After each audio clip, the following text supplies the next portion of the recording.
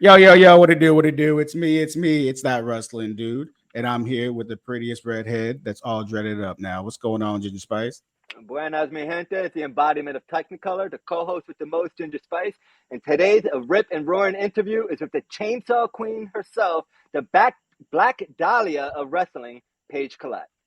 Hi, guys. Yes, I am the Chainsaw Queen. 1 minute. Okay. So, okay. I fucked up already. I don't have pants on, so 1 minute. I don't want to flash your audience. But... Live, pal. Hey! Hey! She has her teeth on her, so I'm going to get cut. 1 minute. I love that. I have a chainsaw tattoo. I have the chainsaw from Evil Dead. Oh, let's see. That tattooed on me. Where's it at? Let me see. Do you have to take off your pants? 1 minute. What is this rated? Hold on. There we go. Oh, nice. I like that. Yeah. I literally was like, wait a minute, are we about to see a penis right now? Like, what is this podcast rated? That'd be an only ass tattoo. For like 5 minutes, but I didn't like it, so I... Wait, what is this rated? Is this okay to cuss? Yeah. Yeah. Just be yourself. It's rated. Be yourself. Well, don't say that because like I'm one J Silent Bob joke away from cancellation. I love Silent Bob. They're my favorite. Dogma is my favorite movie. Crack one open for the working people. Medalla light. You bastard. What is that, beer? Yeah, it's the Puerto Rican beer over here, Medalla. Nice. What are you drinking? Me? Yeah. I don't know. I'll have some water. Water. I gotta work tomorrow. Contaminated toxic water from Ohio. Yeah, obviously, because us Ohioans love cancer. Apparently, I don't know. Oh yeah, they had that train crash, right? Was it last year? It literally was like an hour away from me. I swear to God, and I was terrified. I didn't use the water in the gym, even the filtered water. I was like, nope, not using the fountains. Like it was just, It's terrifying what the government does to us. Yeah. Do you guys believe in the Illuminati? Come on! I mean, yes and no, yes and no. Believe in the Illuminati? Yeah. I do kind of believe that there's 7 people in this world that run everything. I think that there's the Illuminati, and let me know if my nipple comes out, guys, because I just don't need to be canceled. I will slip a nip. And a nipple slip every day of my life. I want to say thank you because you're actually our first woman that we've ever had on this show, so very cool. Thank you. I am the first female on your show?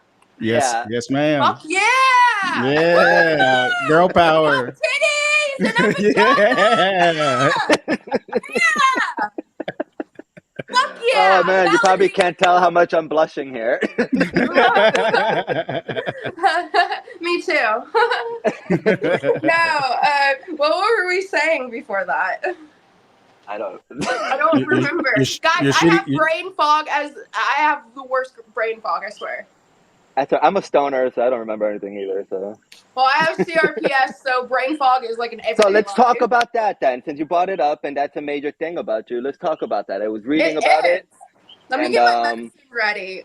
Do you guys know anything about CRPS? Am I the first person that you know that has the disease? That has been strictly, or given a name to it, yes. My wife is a nurse, so I mentioned it to her, and she was like, yeah, I remember studying about it, and stuff that. So then I Googled it. And it said about come from heart attacks, strokes, head trauma, but it's also unknown and stuff. So exactly. Very much. Please tell us everything about it. That's pretty neat that your wife knew about it. What about you? Have you heard of CRPS? No, you're the first person. Wow. It's pretty unknown. I mean, I am the poster child of all the symptoms of what is CRPS, and I went 6.5 years undiagnosed with it. Sorry, guys, I'm getting my medicine ready. It's actually a very important part of the interview that I really want to take seriously, too. So let's get right into the important stuff. Let's get the important stuff out of the way, right? So we can have fun and laugh, because that's just depressing. Complex regional pain syndrome. It's the most painful disease known to mankind. It's pretty brutal, and developed it, like you said, like you can have a heart attack, you can sprain your ankle, you could get in a car accident and have a traumatic injury, like, well, whatever it may be, surgery, or you can be in a wrestling ring like I was and tear your ligaments in the bottom of both your feet. So I had a wrestling accident, and the wrestling accident never fit the pain scale. And I had, by the time I went through 6 years, I went through 15 doctors, and no one knew what it was. And they kept on treating me for everything that it wasn't. So it irritated the disease and worsened and spread. So CRPS, there is no cure. And it is, like I said, the most painful disease known to mankind. Like on the pain charts, you have childbirth, you have amputation, like if you have to emergency have your arm chopped off by a doctor with no anesthesia. My pain is far worse than that. And it's like mind-boggling that cancer is on this chart and my pain is far greater than that, but yet everyone knows cancer, but no one knows of my disease. So I feel like that's kind of like my destiny and my calling. I feel like, unfortunately, I was meant to get this sickness and survive it so I can spread awareness to it. Because, guys, in the next 10, 15 years, we'll still know of cancer, but everyone will know of CRPS. Good. Good thing that you're doing, putting out the word out there, because there's a lot of diseases Right. and things that people don't know what it is until, Right. and everybody's so into, Dr. Google. Let's go on WebMD, type it up and stuff like that. See what happens, and then you get stuck in your own mind, but you never find the right answer, But they never want to And go I look feel for the like doctor either. I just feel like being an advocate of disabilities and chronic illnesses and disease, and just having this crazy Cinderella story, like I have every odds against me, and even before my sickness, like when I decided to train as a professional wrestler, I was homeless. My family wasn't wrestling fans, and no one really approved of the whole wrestling. So I packed up a suitcase, and I had my friend Nathaniel, this hillbilly from Kentucky. He from the Appalachian Mountains, descendant of Appalachian witches. He's like a crazy motherfucker, and him and I packed a suitcase with these two kids, and we just left the Appalachian Mountains, and we went to like Funakis, and he already had previous training at OVW under Rip Rogers, and we were just kind of like, fuck you, we got this dream, we got this desire, let's do it. And I slept out of my vehicle, we slept out of the vehicle, and like when I was training, I had a shoot job where I worked night shift, so it was like a 10-hour night shift, and then in the morning I would go to the gym, like a Planet Fitness. We would work out and shower at the gym, and then I was so poor, I couldn't fix the air conditioning in my vehicle, so I'm like sleeping in the daytime trying to find shade with my windows down, terrified of getting like killed. And this was like in San Antonio, Texas. This was in Los Angeles, California. This was even in the Appalachian Mountains of Eastern Kentucky. And for over 2 years, I was homeless just so I could train as a professional wrestler. And when I was out at Rikishi's doing this, I ended up sustaining my injury, and I ended up being put in a wheelchair for almost 3 years. And once I learned how to walk again, finally getting diagnosed with CRPS kind of set me free, because I have been suffering the most painful pain known to mankind without the aid of pain pills, and only just now a year on medical marijuana. That's all I have to battle this disease. And when I see my CRPS brothers and sisters hooked up to wires and hooked up to ketamine infusions, and that's what just killed the Friends actor, ketamine infusion. Those are horse tranks, and this is all we have to keep us alive. And I feel like I'm like some kind of beacon of this holistic, hey guys, I just had this disease for 6.5 years without any ketamine infusions, without any pills, without any marijuana, without anything. I survived And now I need to be studied so I can help you guys survive, because this is nicknamed the suicide disease, guys. You can Google it, you can look it up. Scientists and doctors are labeling this the suicide disease because we would rather die than feel this anymore. We find doctors that take pity on us and amputate the infected limbs, thinking that will save us. But really, it's a neurological condition. So then it starts spreading. Say you have it in your right arm and you find a mercy doctor that will chop off your right arm. You start feeling it in your left arm all of a sudden. I need to spread awareness to CRPS so I can save my brothers and sisters from being butchered by doctors, educate doctors, and I just so happen to have a platform as a wrestler. So this is what I'm doing. I'm getting on podcasts. I'm getting back in the ring. My doctor's scared for me, you know, like when I went and got diagnosed, and we've been filming it. We've been doing this doc series that's going to debut very soon, but my doctor said, how are you alive still? Like, just baffled that I'm still alive after not being treated for CRPS for so long. When my brothers and sisters with CRPS that are being treated for it are still not surviving. How did I survive? Why did I survive? You know? Do you remember the moment? You said it happened in the ring, like something happened in the ring and it was on your feet. You landed or something correctly? Yeah, I remember the moment. The whole school witnessed it. Rikishi witnessed it. My friend Nathaniel witnessed it. I had this condition called like plantar fasciitis in my feet, you know, so I already had a pre-existing like injury or whatever, a condition in my feet. So, you know, just swelling muscles, that's what plantar fasciitis is. And then what happened was the irritation got so bad, and when I was slammed on the concrete, when my feet slammed on that concrete, it tore my ligaments. And I remember feeling it. I remember hearing the pop. It just sounded like, I heard the pops, and I remember shooting up, and I couldn't support my weight, and I just collapsed. And I just had this sensation of something like dread, just such dread, and like time stood still, and I never felt a sensation like that before. And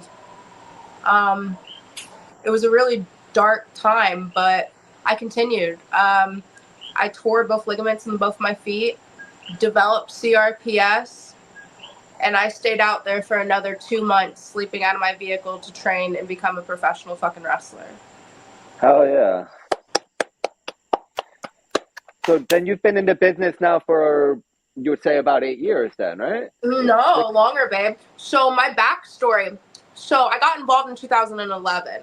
So it was a crazy time. I always wanted to be an actor. I had auditioned for the New York Film Academy. I got a scholarship to it, and I was supposed to go. And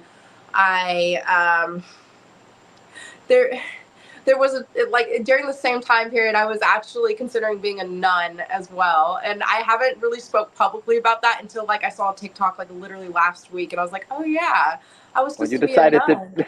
You decided to be the other side of the coin of the nun then. Fuck up. What's wrong with you? I'm not saying that in a negative way. Eat shit, you motherfucker. I can still be a nun, goddammit. What are you talking about? Definitely, you know what I mean? But you know, you feel like I'm either going to be a nun or I'm going to be a professional wrestler. Like, God chose me.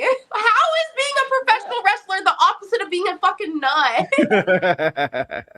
I don't know, entertaining compared to sacrificing. I mean, either way, you're still sacrificing your life for people. So listen, my body and my soul, and my soul have been put on the line. Can I make a fucking beautiful point, please? Of course. Piece of shit, motherfucker, call me out. Goddamn, is my nipple out? Shit.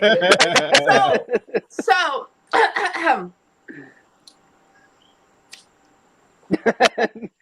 I got you. Thanks, baby. It's all for the pain. That's right. I hear you. I was injured in the war, so I understand living with pain. Oh shit! I'm sorry for your pain. I'm so sorry for your pain. I'm sorry Maybe we for can talk yours. about you know it off camera. I appreciate that, with all the pain and stuff, you're still putting your life and your health and safety on the line for our entertainment. So we want to thank you for that. Right? You know what I mean? I really appreciate you. I risk spread. Like, I risk spread every single day, and it's terrifying. And the way I justify my medicine, it's like I tell my parents, because they're old school, and I'm like, guys, I'm not doing pills. Be proud of me. Yeah, absolutely. Exactly. I hear that 100%. But, oh yeah, okay. So there I was, an innocent little girl, virtuous as the driven snow, unknown by a man. So anyway, I deadass had like a purity ring on and everything. Like, I was like brainwashed and everything. It was like Like really, the Jonas Brothers? Like deadass true love waits, silver ring on my goddamn Did you grow hand. up in the church? Yeah. So I was a good girl. I was so good. I literally thought I was going to be a Disney princess. I swear to fucking God. And I was just so good. So I had my purity ring on, and I was just like, okay, I want to be an actor.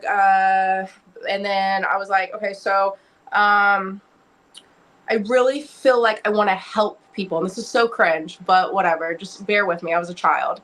I was like a little 18-year-old kid, and I was like, man, I have this sensation where I just like really feel like I need to help people, and it's like what I'm meant to do, and I don't know why, but and then I saw this movie, and I can't say I don't know the name of it. I've tried to Google it. I'm sure you guys could Google it and figure it out. I don't know, but it's like goosebump worthy because you'll see the parallels. But it was a black and white film. It was on Turner Classic Movies, TCM, and I was a big theater nerd, so of course I watched that shit. I like masturbated to that fucking shit, And anyway, so it was a nun movie. It was literally a nun movie, and it was about this like middle-aged, nun, whatever, and this beautiful young nun came into the community or whatever. And the main woman was just so jealous and so upset because she was young and beautiful and had all the attention. But this is the thing. The young girl, she was like treated special because she was like, she had a prophecy or some shit or whatever, and so all the priest, all the guys were all over her and like really catering to her. And so the main character was just jealous as fuck, So she just like was just so mean to that little girl, and she was like just so aggressive to her. And the other girl, was like just super nice, like a Disney princess. She was like a 20-year-old kid or something, and just no soul of this evil fucking bitch, right? So you just follow this main character, this nun, and then finally in the end, she's like, "Why did God choose you?" She like corners this girl. And she's like, why does everyone say that God chose you to have these prophecies and stuff? Why does everyone think you're so special? And then the beautiful young nun just kind of sadly smiles at her. And then she pulls up her dress. And as she pulls up her dress to expose her legs, the camera pans and you see the nun's expression. So you don't know what's wrong with her legs, but you just see the horror on the main character's face. And then she just starts bawling and saying, "God, forgive me. I'm so sorry." She's like, "I had no idea." And I swear to God, once you guys figure out what the fucking movie this is, send it to me. But I watched this one time and it impacted my life, I swear. And the young nun, she ended up like dying or whatever. But the whole purpose it wasn't because she was young and beautiful. And it turned out she was carrying like this most painful disease. And that's why God chose her. And that's why she was getting special treatment. It wasn't because she was young and beautiful. It was because she was dying. And so, spooky, right? Anyway, so when I was like 17, 18 years old, I watched that movie. It really impacted me.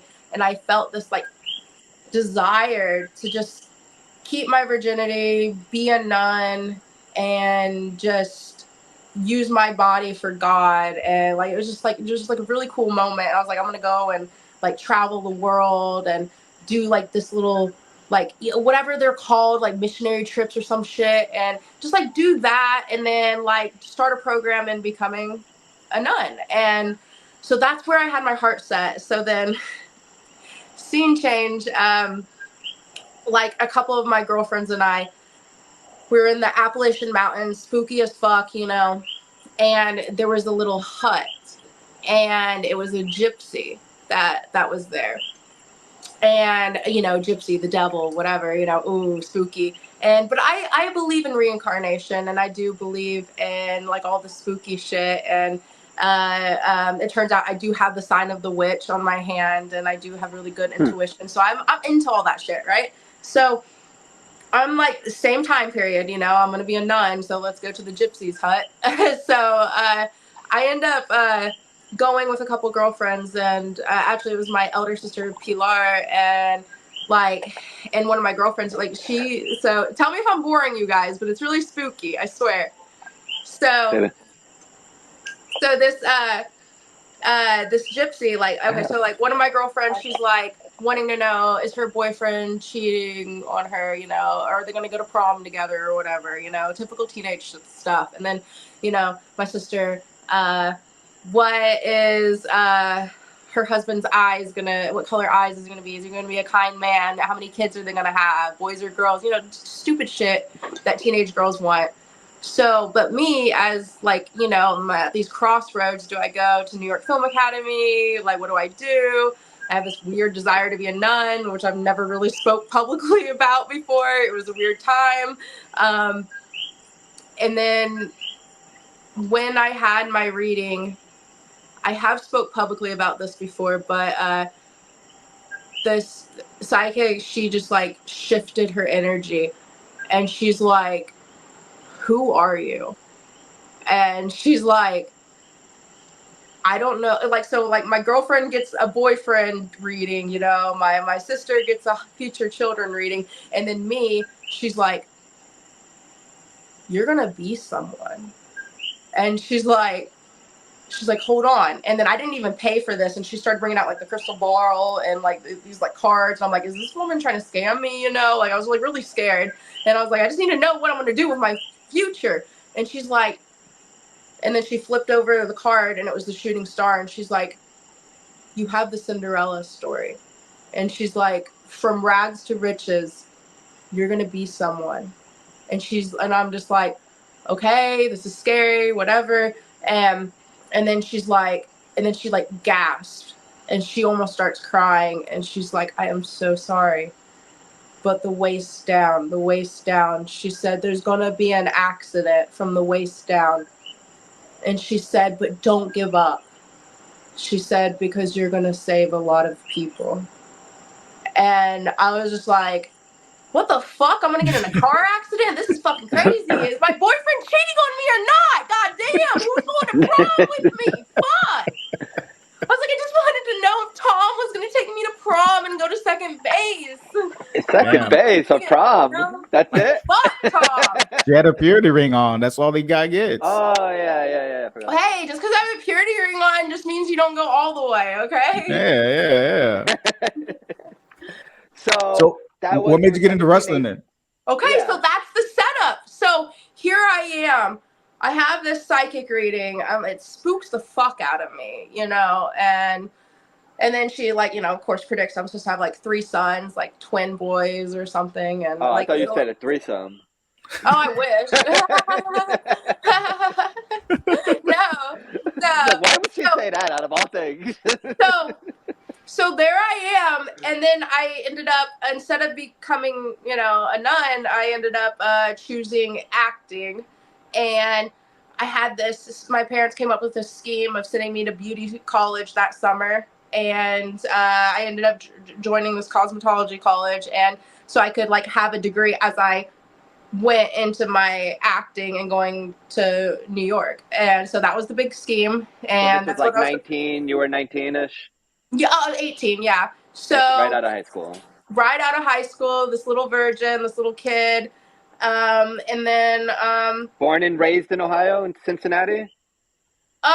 Born in Ohio, traveled all over, but so I never really had a home base. It was kind of like a gypsy life. But Okay. so there's the setup. Like that whole shtick happened within like 2 months, right? And so there I am in beauty college. I'm not gonna travel. I'm gonna focus on my acting and whatever.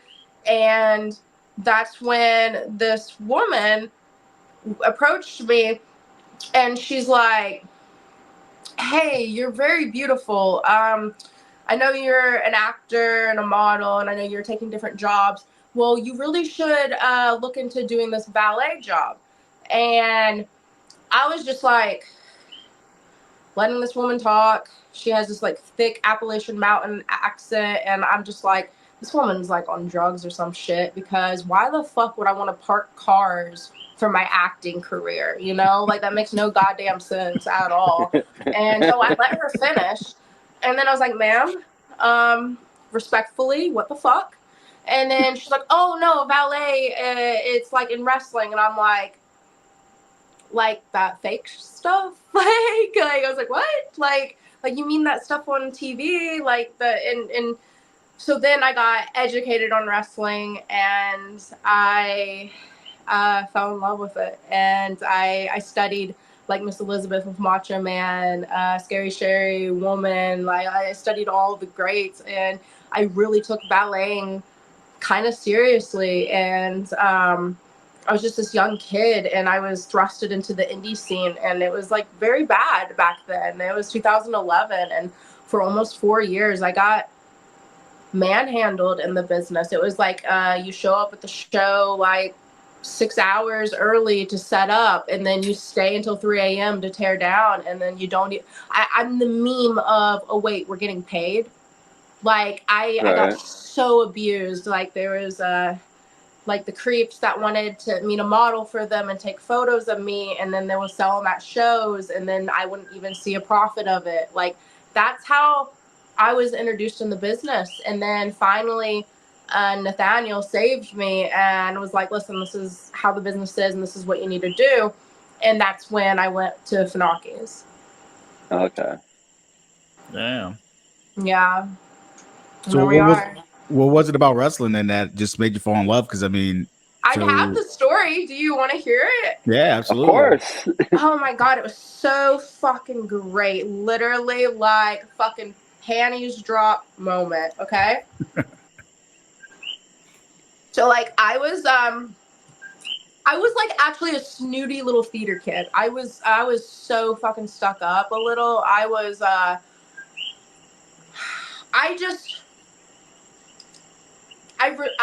studied theater to a point of I hated bad acting. I despised bad acting. And so I was at a crossroads once again in my life where I was like, I just got abused by this business. I was just really, really badly abused by people. And maybe one day I'll be able to talk about it, but you don't take a little virgin girl and do things to her, and then it messes with someone's mental health. And all I wanted to do was wrestle, and it was unfortunate, but it's okay because I survived.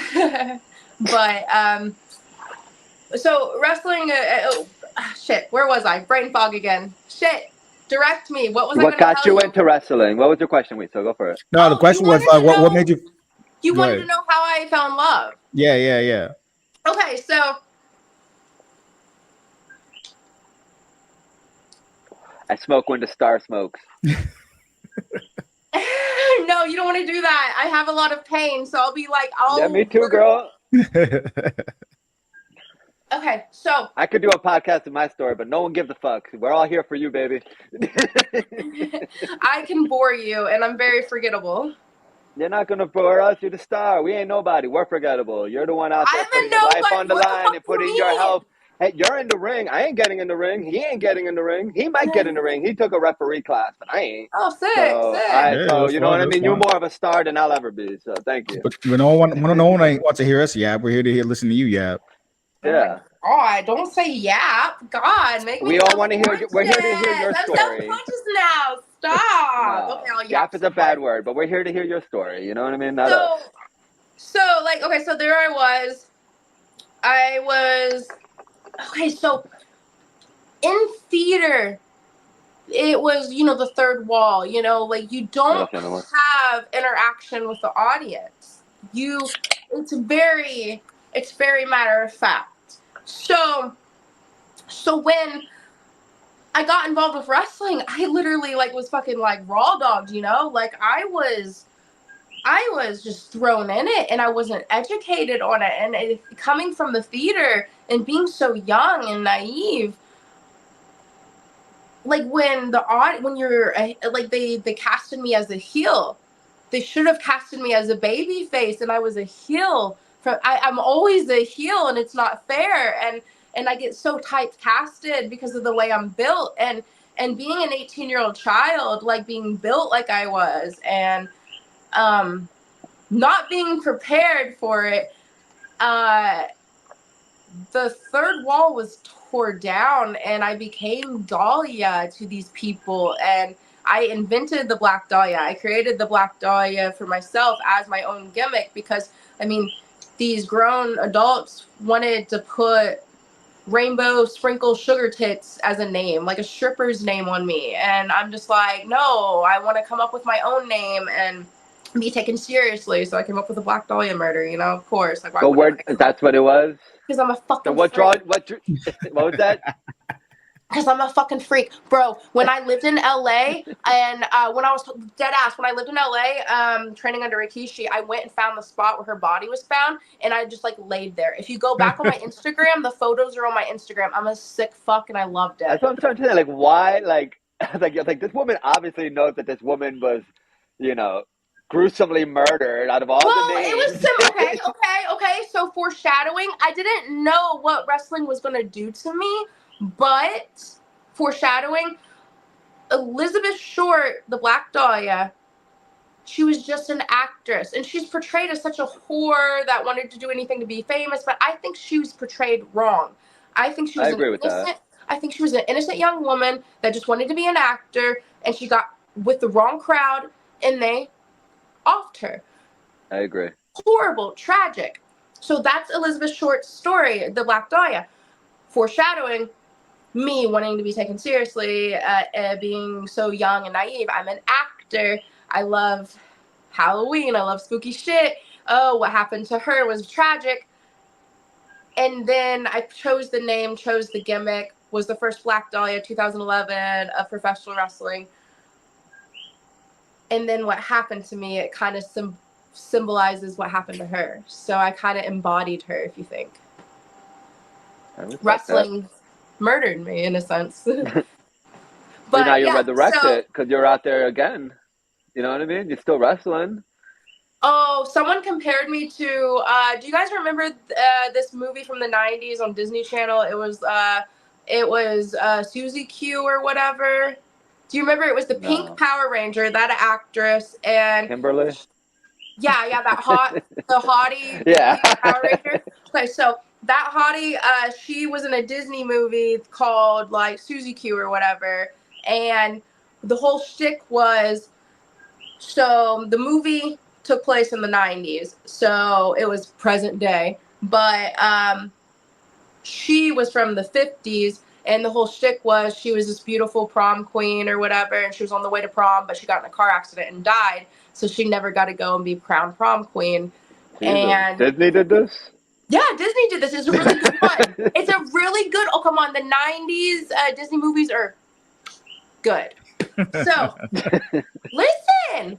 So that was the 1950s, so she died. So now, present day, so it was like the 90s or whatever, the main guy, he sees her ghost, and I think, I can't remember the whole plot, but I think like he took her to prom or whatever, but the whole thing is, someone like this summer compared me to her, like, and it just like made me cry so badly because it's like, you're right, I am wrestling, but I'm sick and I'm forever sick, and my body feels like it's telling me it's dying. So being compared to her, like it just so sad because it is right. Like, so okay, yeah, I am gonna be prom queen, but as a ghost.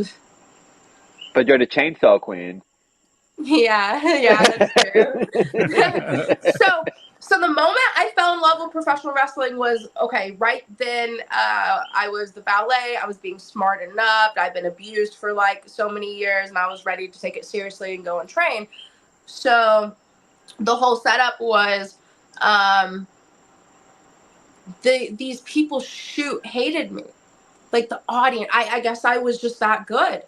Like let's just say it. If you have so much heat from the audience, like shoot heat that's continuing to your personal life. Again, I was not prepared for that. I was like, okay, the show's over. I'm not Dahlia, I'm just Paige.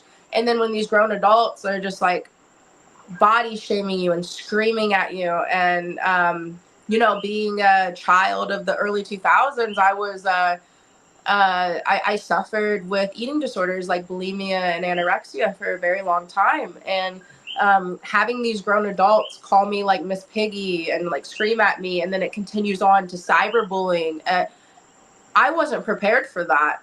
So, so just getting shoot heat like that, even from the people in the back, and it's like, guys, I'm really not the Dahlia. Calm down. And they were just jealous of the push, but I wasn't smartened up for that yet. I didn't know the politics. I just knew that these are grown 20-something, 30-something, 40-something, 50-something-year-old adults attacking a teenager for getting over.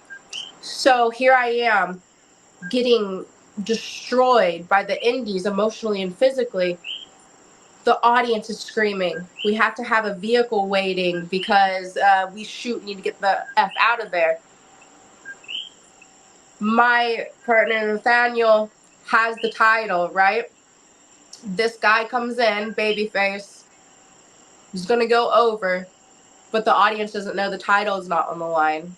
So we're like people hating us, right? The moment happens where Nathaniel takes the pin. Audience erupts with euphoria. I'm talking like 300 people at this shitty little low budget indie company, like just screams in euphoria because we lost. And then there was a moment inside me that I was just like, oh, that's it. That's it. That's what this is all about. Oh, I get it. And then I grab the mic, complete and gimmick, like just like the best orgasm feeling in the world, just like to my fingertips. I am falling in love. Oh my fucking God, I love wrestling. Oh my God, how did I not have this in my life? How have I been involved with the business for like 4 years? And how did I not see this before? This is my calling. I get on the mic. Audience is just like mocking us, despising me. And I say, the title is not on the line. Oh. And then people are jumping, like trying to like hurt me and my partner, and we could take the belt and get out and then leave. And I'm like shaking in the vehicle, and it's like a 3-hour car ride home, and I'm just like heart pounding. And I'm like, oh my God, I love this professional wrestling. I love this. I want to do this for a living. I can do this. I can fucking do this. I need to do this. And so I decided to take it very seriously, like I did with my acting and modeling and everything else, my nunnery. Whatever I do, I take it very seriously. Good. And I decided to go to like Harvard and Yale of wrestling, and I found a couple legends to learn under, and I trained under them each for just under a year a piece. And You're gonna drop names or what? Yeah, Funaki and Rikishi. And where were the locations of that school? Let's shout them out. If they still got a Yeah. school open, let's shout them out so we can plug them here. So Funaki's has changed, and So Funaki used to have his own setup, like in the Spartan gym, and it was pretty cool. It was actually very brutal and no air conditioning in the San Antonio heat. So me deciding to train, when I first was having this aha moment, I ran into the legend Bobby Blaze. He is a phenomenal guy, a very, very good person, and he was the first person I locked up with, and I actually have the video footage that I just dug up, and it's so old, and he was the first person I locked up with, and he's like, you have the it, you need to do more than just ballet, you need to wrestle, you can make a career out of this kid. So when I went to San Antonio, Texas, with Nate, and we both trained under Funaki, and at the time, he trained us like the performance center, and we would do the whole drills like they would down there, and it was brutal. It was in like a garage Spartan gym where the garage door was open and the ring was right there, and the San Antonio, Texas heat was just obliterating us, and I ended up breaking my ribs during training, and I just kept going. It was I wrestled for like a very long time with fucked up ribs, and it was intense training, but he was a very cool guy. And his school now, present day, because that was back in 15 into 16 with him. So present day, he actually trains with the hybrid school down in San Antonio, Texas. So definitely check that out, guys. It's really, really cool. And I plan on going and visiting them very soon. This year. What's the difference between those two guys, coaching wise? What the fuck do you think? Like, it's not just like, are you fucking shitting my dick right now? Like, you should just ask what Funaki, a Japanese style wrestler, compared to fucking Samoan Rikishi. I didn't know if there was like one big thing that stuck out, that it just one what moment the fuck that I was. Do you think? Two different, like, honestly, like, just legends. Like, honest, like, I love them so much, and I like running into Rikishi, especially. Out here where I do these cons and he does them, it's just like, hey coach, hi, love you. Like, it's just so fun seeing him. He's like such a big teddy bear. But I'm a broken record when I come on these podcasts, because I always just say, with Funaki, it was always the sharp lockup, and I will always take the lockup with him. And then Rikishi was attack the mat and doing a proper bump and the Samoan bump drills. Like those are the two things that really stand out. And I will always, whenever someone sees the crispness of my lockup, you could say that was because of Funaki. Or when you see my beautiful fucking bumps, and Nathaniel makes fun of them sometimes, but when you see me attack that motherfucking mat, that's for you, coach. That's for you. That's for you. No, I just see talking shit, and you got an answer. You got an actual answer to the question. So, guys, like it's just so cool being able to train under these people and then to carry on their lineage. And then now I think I'm able to publicly speak about it, but having Dawn Marie as one of my mentors now, she's taking me under her wing, and I love Dawn Marie. She's a sweetheart and so fucking gorgeous. And I just like, I was texting her the other day, and she gives the best advice, especially boy advice as well. That's good to have a woman like that you can look up to in the business. Oh, you know what I mean? She's smart. She's smarting me up. She's like, I want her to smarten me up as opposed to other people. So I really really appreciate her. Yeah, no, she just came through the ECW locker room in the 90s. Yeah, I hope to see her again this year very soon. But I love her so much. Where have you traveled to wrestle? Whereabout have you traveled? So what states, what countries, if any? Right. So I've had offers in my DMs, obviously, for different states and different countries, but that's where my story ended, guys. Like, so you saw the balleting in different parts of the country, but then I was abused, and then when I took it seriously, I did my 2 years of training, and then I've been sick. I've been robbed of my whole entire career. And now, ever since my diagnosis, for a year now, I have been baby steps, accepting my diagnosis, getting therapy, understanding and educating myself on my disease, being in shock on holy shit, like I actually survived that. Oh my God. It's kind of like experiencing living in a tornado, and then you knew this wasn't how life was supposed to be. And then it's like, oh yeah, hey, you've been living in a tornado. I was like, I knew it, but then I'm still in it. So I'm still actively. And that's for life now. It's for life, and I'm not in remission. And it's not like cancer where I can go and have chemo and then attack it. Like, chemo doesn't work for this.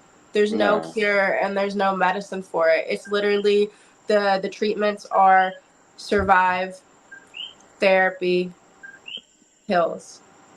Yeah, once your nerves are jacked, they're jacked.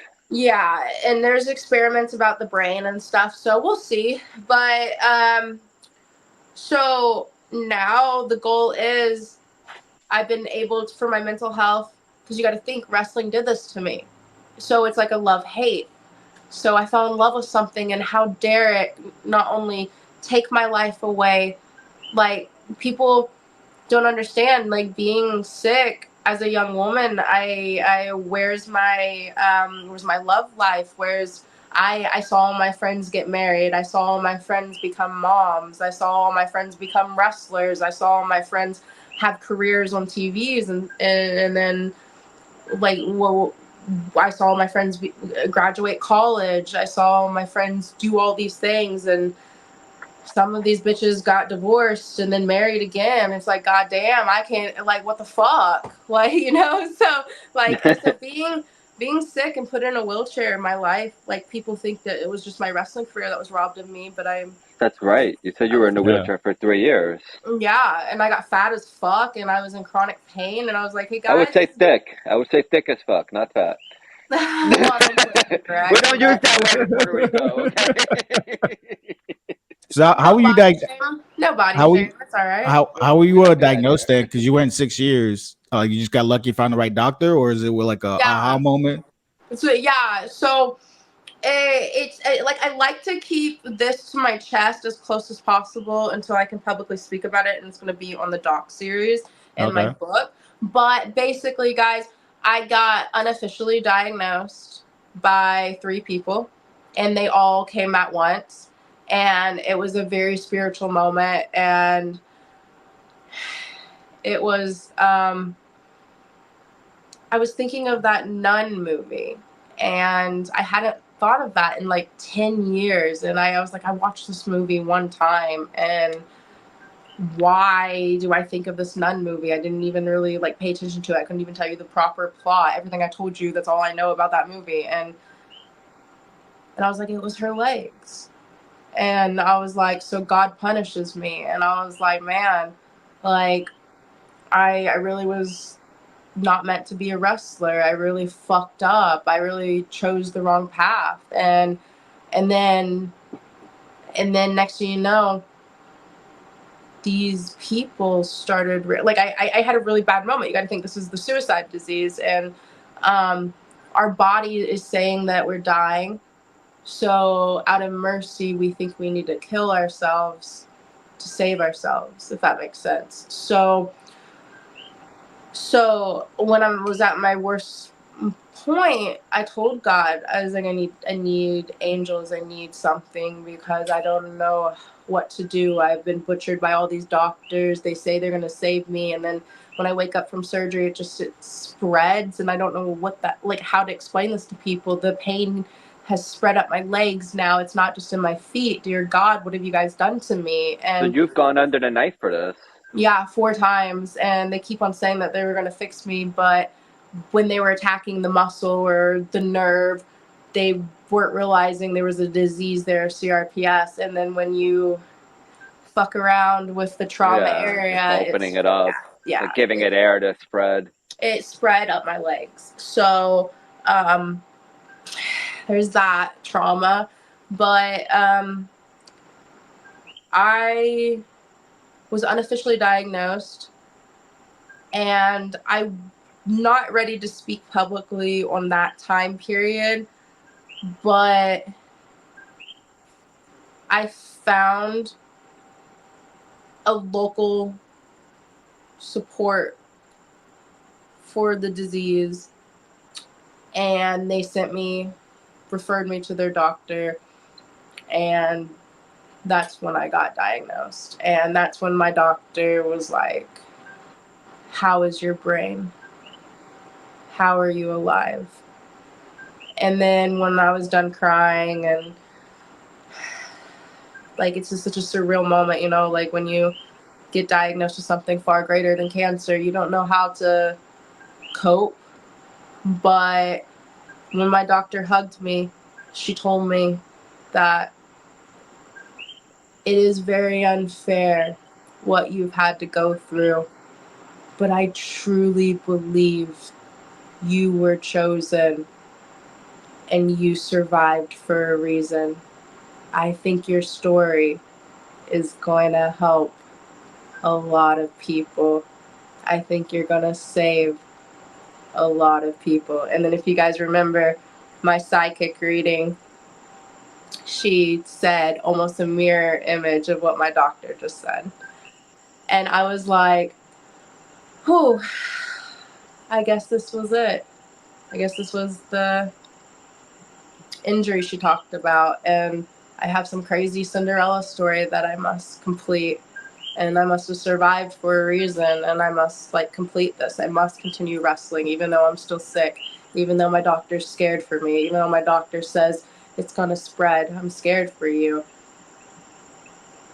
I have to get back in that ring because I have to bring hope to others. I have to show everyone else that it's okay to have a disease. It's okay to be sick. It's okay to be dying, because you could still be a wrestler. You could still fulfill your dreams. Oh yeah, I love that message. How long you been back wrestling? How long? Yeah, how long you been back? So my doctor's been monitoring me this year as I've been hitting the gym, and I want to be as physically healthy as possible. And behind the scenes, I've been full circle. One of my angel moments, Bobby Blaze, is back in my life, and I'm locking up with him. So where I have active CRPS, my doctor is only allowing me to be a valet right now and do appearances. Okay. So I'm kind of like behind the scenes just doing my training and seeing how my CRPS acts, and it's just it's a bitch, but you know, we expect that. I'm not in remission. It's unfortunate, but I am being But there really is no remission for that, right? There is no remission. There is no remission for that. You got it. You're just kind of screwed. That's pretty much what they say, right? Well, there's always hope, but I mean, like, our injuries are very different. You know what I mean? Mine is from tourniquets, which is different than yours. You know what I mean? So I just learned to deal with mine. There could be a cure for cancer tomorrow. Hope is the most important thing. It's what separates us from everything else on this planet. It separates us from computers. It separates us from animals. It's the fact that humans have hope. I mean, like, I'm still alive. It's a beautiful thing. I think God's a fucking cunt, and I think that he's a piece of fucking shit. That, like, I'm 5 seconds away from just hanging myself. I'm literally 5 seconds away from hanging myself by my ponytail just so I can fucking talk to him and be like, what the fuck were you thinking about choosing me? I'm a beacon of hope. I'm some martyr. I'm some bitch that's supposed to be like, hey guys, survive, cunt, eat shit. Like, I don't want to be crippled. It's like my child. I bless thee. Be crippled and inspire others. Fuck you and fuck the kids. I don't You grew fucking up Catholic, care. didn't you? I'm the exact opposite of fucking You John grew up Cena. Catholic, right? Well, listen. So you know about all the saints, how they were all terrible people and then became saints. You know what? Fuck you, all right? Whatever. I grew up in the church too, okay? So I understand. My dad's Christian, so I'm going to jump to that side. I grew up in the Christian church. I was just assuming that you grew up Catholic because you kept on talking about being a nun. Well, listen. My mom did all the Catholic shit. My dad did all the Christian shit, and I'm just like, obviously the black sheep of the family. Let's just say No, you're that. just a regular. You're a real person, okay? I feel like I'm That's what you spiritual. are. I feel like I'm Yeah. spiritual. I feel like I believe in God, and him and I are gonna fucking tussle because he's like, this bitch. Let's put titties At least you on believe her. in him. Let's put titties on her and cripple her. Oh man, But it's like, that's so thank you, sad. God. So let's change the subject slightly. Then, where did the Chainsaw Queen come from? Right. So I'm the first ever chainsaw queen of professional wrestling. Yay! A win is a win. A win is a win. So in 2000s, which there's others now, but one of the second ones is actually one of my girlfriends. She's out in LA. She's amazing, and I always love giving her a shout out. But Are you gonna shout her out, or are you just gonna say your girlfriend? a chainsaw queen. What the fuck? Like out in LA. That's it. Like That's just it. The fuck Chainsaw me. Queen in LA. She's on WoW. Like, what the fuck do you want from me? Like, there's 2 I chainsaw don't queens know. now. Drop God, her it's either me or Instagram her. handle or something. I don't even know my own handle. What's her government? What's her name? Hey, Nathaniel. What's my girlfriend's name in LA? Excuse me? Raina. Shout out to Nathaniel for knowing the girlfriend's name to Raina. Thank you, Nathaniel. He's my caregiver. Like, guys, when I die, he actually has the rights to my, like, dead ass. Like, no, this is something we, like when you get sick. So you're not married, but you gave all that responsibility to someone. There you go. Like, okay, I don't want my body fucked, okay? Like, listen, that's a thing. Listen. I put my wife through I helped my wife go through nursing school so that I wouldn't have to worry all of those things. Well, listen. No. So, like, say I don't survive this, someone's going to try to clap these cheeks. So, I'm thinking, listen. And when the rigor mortis sets in, it's going to be really nice and firm. Can we be serious, please? Gotta keep it tight. Listen, just because listen, my pussy already is tight, motherfucker. Some of us aren't little hussies like you. So no, listen. No, like dead ass. Like, say I don't survive this. Like when you get, like, I mean, like just like ask anyone that gets diagnosed with something. You gotta make sure you got all of your shit in order. And Nathaniel's that person. I mean, like when you're homeless and paying for wrestling school and you're like shitting in a cup, like dead ass, I had to do that for wrestling. I'm out at Rikishi's. It's I get sun poisoning, you know. It's LA and they close the bathrooms and they lock up bathrooms at night and there's no access to a toilet. So like dead ass, I'm like I have to squat in a fucking styrofoam cup and use wet wipes for wrestling, you know, like just experiencing that, making eye contact with Nate as I shit, you know, like you kind of bond. I think it's called trauma bonding. You should have diverted of his eyes. Nate is a wrestler too, right? Yeah, Nathaniel is a professional wrestler and he goes by Evil Nate. Well, yeah. Well, okay. So that's the thing. Oh shit. This Chainsaw Nate is what they're having him change it to make it more TV friendly. But that's all I can say with that. But he, like I said, he trained at OVW with Rip Rogers. Then he went to Funaki's and then Rikishi's. And then when I was in the wheelchair, like dead ass, like when battling CRPS, organically Nathaniel heard those screams, and that's going to be a part of the doc series that will be really emotional. But he heard the CRPS screams without pills, and no one should. I mean, imagine your friend getting your arm amputated over and over again without any pain meds. He heard what that was like, and he in himself has been traumatized by this disease, and he's writing a book about what it's like being a caregiver to a CRPS patient. But on legal matters, Deadass, someone's gonna try to fuck me, and because I'm not gonna survive. Someone's if gonna it's try to not fuck me. the dead ass. Like She said dead my ass. teeth. She started off with what they're gonna try to fuck. Someone's gonna come. Like I'm scared. Like I know I'm gonna be dead, but like so Nathaniel's like making sure my body goes into the flames. Good for Nathaniel. Shout out, man. Good for Everybody should have a Nathaniel. good Shout out. caregiver to take care of. Girls, You know what I mean? girl. To Nathaniel, He's a gentleman and he's taller. we're gonna be bothering you soon for an interview, okay? So Nathaniel shall be interviewed about how no one shall clap my cheeks when I die. you could put that in there too. We'll get it on the record. Once it's digital, it's real. It's even more real than when it's on paper. Yeah. Did he find that mask or did he have it made? Because that mask is creepy as fuck. Yeah, thanks. Tony from Spellbound. We were the first wrestlers to discover him, and he's like over in Germany now doing this whole big like Krampus shit, or no, Krampus is more Halloween or Krampus is Christmas over there. Christmas. It's like more of a Halloween thing going on right now. So, but I think they might have some costumes like that. What's his name again? Spellbound Tony. Tony Myers. Like I tag him to all the shit. Okay. Wait, what? No, not Tony Myers. Tony Myers is Leatherface. Tony, it's an Italian name. I don't know how to say it. Fuck. Tony Italiano. Listen.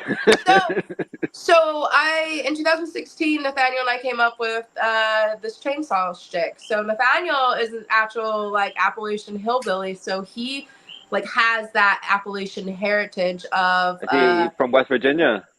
No, Kentucky. Excuse me. Okay. Oh, that's right. You did say that earlier. Yeah. Did you know him and I saw an alien spaceship in Kentucky? I swear to God. I'm not surprised I heard that about Kentucky. I want to hear that story. Yeah, I was just asking the people here in Puerto Rico, in this area, this little barrio that I'm staying in, if they've seen aliens around here. And the guy that I'm staying in, I want to believe, I do, but it's illogical to think that we're alone here. Absolutely. Yeah. So but I haven't seen anything, but I want to. So buckle the fuck up. I got a story to tell you. So it doesn't end with me. It ends with someone else's story. Swear on my fucking life. It's like, okay. So I've always been open-minded. And I've always been like, yeah, I think that we're not alone. I believe that there's a God. I believe that there's probably like aliens out there. Well, so there Nathaniel and I are. We're in like the Appalachian Mountains. Dark. We're heading home from a wrestling show. How ironic, right? So, have we been on too long?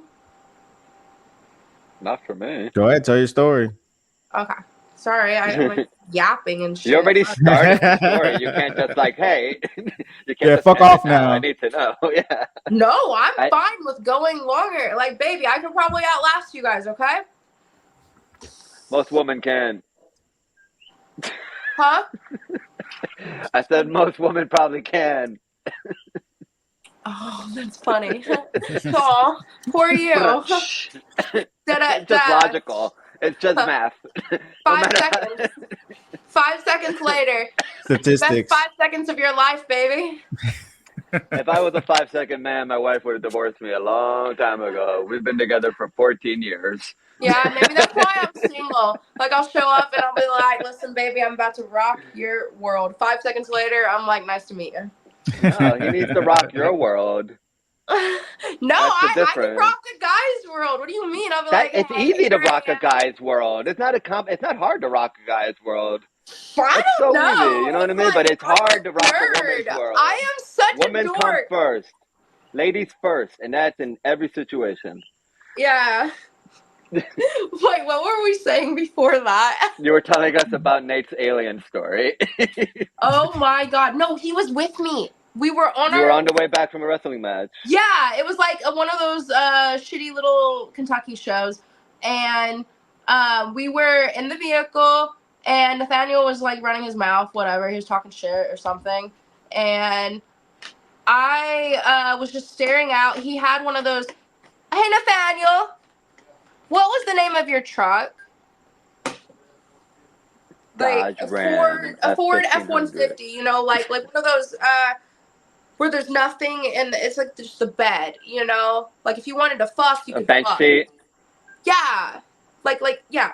So anyway, so he is just like driving, and I'm just like staring out the whole windshield, and then just out of, let me get this right. Okay, so I'm just staring, and then next you know, boom, in the sky. It was like, it wasn't like and it wasn't like, oh, it had already been flying. So it wasn't like it wasn't flying, and it wasn't like a meteorite or some shit. It literally was like, you know, like in Harry Potter, like the invisibility cloak, like it fell off. So it was already fucking there, and it like it was right where I was looking. That's how I saw it happen, and I swear on my life, it was the cliche, stereotypical flying silver motherfucking saucer that you see in the old sci-fi movies. It was exactly like they said it would be. And I didn't smoke weed at the time. Like I wasn't on drugs, and it wasn't impaired when I was coming back from a show. Like I was so coherent. And as soon as it appeared, I noticed it was crashing. And like I said, we're in the Appalachian Mountains, which are spooky as fuck. If you guys look it up, like with the Wendigos and Bigfoot and shit. So of course there's aliens. Mm-hmm. Well, anyway, in the back of it, I noticed there's a huge chunk, like a hole, and then there was flames shooting out of it. And this is the trippiest part of it. The flames were like rainbow colors. Like it wasn't our fire. It was like blue and green and like different colors were shooting out like rainbows. And so it was obviously crashing. So it lasted like this. Boop. Done. It was like just a couple Mississippis. So as I see this, 1 Mississippi, 2 Mississippi, 3 Mississippi gone, I'm screaming for Nathaniel to look at it. Because I knew, even in that millisecond, no one would ever believe me. I was so like, you saw it, or did Nathaniel see it? I saw. Okay, so babe, so I was seeing it. So it's because he was driving, right, talking about his wrestling match or whatever. Well, I thought you said it was his story, but this is your story. You saw it. Well, it's our story. You said it was his story. It's our story. It's our story. His is mine and mine is his. If I die, he survives and carries on the story. I'm Frodo, he's Sam. I got it. Like a dead ass, I'm like Frodo. And the ring of fire is literally CRPS, and it's kind of symbolical because Frodo actually ends up dying, but then Sam continues writing the book and shit. So like, you got hairy feet? Do I possibly? I have crippled feet that have scars. I have scars. You want to see them? From the surgeries. Freak. Wait. From the surgeries. Yeah. Wait, where were we? Get me back on track. The alien story. Yes. So I'm shitting my dick right now, like go screaming because I'm just like, I need validation that someone else sees this and I'm not losing my mind. Nathaniel's a bitch ass, stays quiet. 1 Mississippi, 2 Mississippi, 3 Mississippi, gone. It goes behind one of the mountains. Nathaniel pulls over, and I'm fuming. I'm mad at him. I'm the female, any penis, like, oh my God, if womanhood could manifest the rage in me. Oh, if I could have grown another titty, I could have. You know what I'm saying? I was on a war path with Nathaniel. I was like, you idiot. I was like, there was a spaceship. And he's like, oh, I saw. And I was like, you idiot. I was like, you saw and you couldn't fucking tell me? And he's like, I was in shock. And I was like, shut the fuck up. I couldn't even enjoy the alien spaceship moment because you didn't tell me you were looking at it. So even with all those details I just gave you guys, I probably could have had more details if it wasn't for that fucking hillbilly because, like, I'm not fucking talking. Well, you're lucky. You're lucky to share a moment like that. Oh, an alien spaceship. Oh, clutches the pearls. I'm so shocked. But at least I was incoherent. And I was like, I gotta get the details. I gotta get the plate number on this. Like, I gotta, I was ready. I was a female that was ready, and Nate just froze. So then, I digressed, or whatever, however you say it, without fuck ever. Listen. I was like, let's go. I want to go and see it. And then Nathaniel was like, bitch, no, we're not. And then he took us home. So Nathaniel actually did save us because, like, what the fuck? Like, the Men in Black could have got my ass, and then I really would have got probed or some shit. See that movie Fire in the Sky? Huh? The movie Fire in the Sky? I don't think I've seen it. That's supposed to be like the most realistic interpretation of being abducted that they've ever put on film, because it's supposed to be off a real story, and the guy was all like part of the filming and everything. It's Steven Spielberg. It's called Fire in the Sky. You'd like it if you're into aliens and being abducted. Yeah, I'll definitely check it out. Like the most, yeah. I've been to Area 51. That was. Oh wait, no, I didn't go to Area 51. I went to. Wait, I was about to say, were you one of those anime freaks trying to run through it? No, I went to Roswell. Have you? I've been trying to go to Roswell for a year, and I haven't made it there. I've been to Roswell a couple times, and especially if Nathaniel's wrestling out that way. Like, whenever he gets booked to wrestle or I have an appearance or whatever, and then hopefully soon when I start wrestling, it will be my own little shtick. But wherever we travel and get booked, we research whatever is popular in the area, whether, this hotel's haunted, so we'll go to that hotel, or, hey, right, Bigfoot was sighted in this woods, okay, well, we're going to go camp in that woods, or, hey, this road is haunted, or, like, just like alien sightings, or we try to hit up the different spots, and one of our favorite, like this weekend, we're going to the Mothman Festival. Oh, yeah, I just saw someone getting a Mothman tattoo, and I was now I know why. Yeah, Mothman is pretty sick. It's gonna be pretty hot outside, I think, going to that festival. So I'm doing it actually. Where's it at? Yeah. Point Pleasant, West Virginia. West Virginia. Back to the holler. That's a scary place. I drove through there once, and I was like, I ain't trying to drive through here again. It's intense. Yeah, the mountains on the highway, they're really intense. You should go up one of the hollows, though. Like, go up one of the... I've seen that on some fucking YouTube videos. I'm good. Yeah, that's where Nathaniel's from. When you guys interview him, if you think... I would go with him. If you think of my shitting in the cup story was pretty traumatic, you should hear about his childhood, because he grew up in a log cabin, like, and poor as fuck. And, like, during the wintertime, they had to huddle together in blankets in front of, like, a wood fire in the living room and put plastic up on the windows just to survive. And Nathaniel is fucking young as fuck. He was born in the 90s. So that was in the 90s in the Appalachian Mountains. So he has some pretty cool stories. I believe it 100. Because when I was in the military, I would meet people from West Virginia all the time. And the infantry, the infantry is fought. Oh, yeah. West Virginia, like, it literally is a part of Eastern Kentucky area. So, yeah. Yeah, exactly. One of the guys that saved my life was from Kentucky. So I'm very familiar with all of that area and the people. And just sitting with people. Yeah, just sitting with people for hours on end, pulling security or something. Listening to their stories, you know what I mean, from living in the country like that. Because I'm from New York City. Not New York City. I'm from Long Island, outside of New York City. Are you? So, so country life was wild to me, you know what I mean? I would come to Puerto Rico during the summer times, but that was different.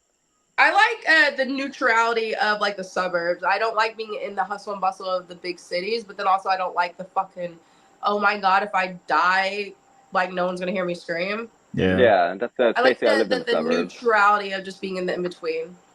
Yeah, a little train ride to the heart of the entertainment. And then, like, I can also have my own land if I wanted, like, a farm or something, but then it's not going to be, like I said, it's not going to be, like a ranch in Texas sounds nice, because, that's just, like, so fucking, I love Texas.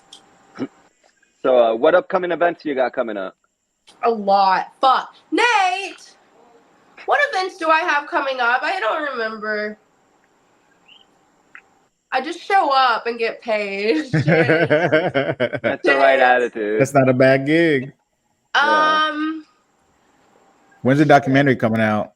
Fuck me. Okay, what do I have coming up? Like, we are so booked out. I'm not allowed to talk about the one thing. Wait. Oh, guys, soon you'll be able to play with me whenever you want. The Chainsaw Queen. How's that? That could mean anything. Yeah. I'm not allowed to talk about it. Hey, Okay. Nathaniel, what's Okay. my schedule? Nathaniel, okay, so just list off the schedule. Okay, so Mothman's this weekend. Next weekend is ASW in where? West Virginia? ASW. And then the next weekend? We're in Michigan for some show, and then we get married at Monster Mash. Is that the same weekend? So the next weekend after that, I have the Marriott Monster Mash where I'll be making an appearance and meeting fans, but also I will be in Michigan for a secret show that we're not allowed to talk about. Okay, and then Thursday we're ACW in West Virginia. that Thursday, ACW in West Virginia, and then the next week, Scarefest, and then that will be all week where I'll be signing autographs with fans, meet and greet for 3 days in Lexington, and then the next week, Appalachian Mountain Wrestling in Kentucky. And Battleground Championship Wrestling in Philadelphia and ECW Arena. So I'll be at the ECW Arena in Philadelphia that following week with Nate and Bronwyn. Taking on, oh wait, no, Bronwyn won't be there. Tommy Wildfire Ridge. Oh my, fuck me. Goddamn, get Nate on here. So that's like the next 6 weeks. And then there's more, but I can't talk about a lot of it. That's good. Staying busy. Yeah, stay busy. And if you ever want to come on here again and, plug more stuff, and I hope that we can have Nate on soon. Of course. And you know what I mean? Just hit us up at any time, any moment, and we'll get you on to plug more stuff. You know what I mean? We'd love to have you. You're a great conversation. I would love to come on and be able to, now that you guys know my backstory, I'd love to come on and talk about all the cool stuff I'm going to be doing and like I'm allowed to talk about and fun stuff. Like bring me back on after I do some fun stuff, and then maybe even once I'm able to announce when I'm able to debut. Yeah, absolutely. I'll bug you about it, but whenever you're ready, if I don't bug you and you're ready, you just hit us up. We'll love to have you on again for sure. Absolutely. Totally. Guys, this is my crazy Cinderella story, and if the fortune teller was right, like it's all about my story, and she said everything is like backwards. She said my story is what's going to get me there, my suffering and everything I've done. It's like, if you think about it, guys, I'm making appearances without even wrestling my first match yet. Who does that, I get booked to come on to these shows for intermission. Like, who does that? I'm not even wrestling yet. So yeah, I'm doing everything ass backwards, and when it's all said and done, I'll be wrestling, and that's going to be my story. And I hope to inspire people, even though I'm weird and politically correct and the black sheep of my family. I hope to help people and inspire them. Don't give up, guys. That's right. That's a great story. Thank you very much for your time, and can't wait to talk to you again. Plug your stuff, plug your name, where to find you, where everyone can find you. Yeah, you guys can subscribe to my OnlyFans, and do you really have one? I do. It wasn't just a pun. I tried and I just couldn't, and I got rid of it. Wait, I think I'm too old. Yeah, he was jerking off on camera. I was not, but it just didn't work out. I don't know. Were you doing it with your wife or solo? No, just solo. Oh, okay. Well, so I was going to try to aim a little bit more towards the gay crowd, you know what I mean? But I just don't. I think just that part of the relationship building on it, like you know what I mean? And I'm not much of a hustler. I'm retired. I'm lazy. I'm lazy as fuck. So I got tired. I was like, I'm good. Well, But anyway, Black Dahlia, tell us where to find you. OnlyFans and all your other stuff. Just basically on all social medias. Like I have social media for Dahlia, but now you see Paige, me coming through with my CRPS story. So it's like both lines are blurred, but honestly, I wouldn't have social media if it wasn't for wrestling. So, and then now with my CRPS, because I'm a nerd, guys. Like, I'm a dork. I don't know what the fuck I'm doing. And so just on Instagram, Facebook, you guys can find me, Paige, Collett, Black Dahlia, the Chainsaw Queen, and tell someone about CRPS. It'd mean a lot. I will tell someone Will about do. CRPS. Absolutely. Thank you to the Chainsaw Queen. Thank you very much. Thank you. I can't wait to talk to you again and follow up with your documentary and everything else. Oh, that's gonna be so great! I can't wait to tell you guys. All right. You don't have a release date for that yet? No. Okay. No. Sorry. We're gonna follow up on that. We'll follow up on that. Ginger, you want to go ahead and get your shit in? Ginger Spice, baby. That's it. One last question. Do you think if you didn't go see that gypsy, do you think the whole thing would have happened? I didn't live by it. I didn't live by what she said, but she is one of my angels, and I text her to this day, actually. And oh no shit. She's like, "Hello, Cinderella," and I actually just text her.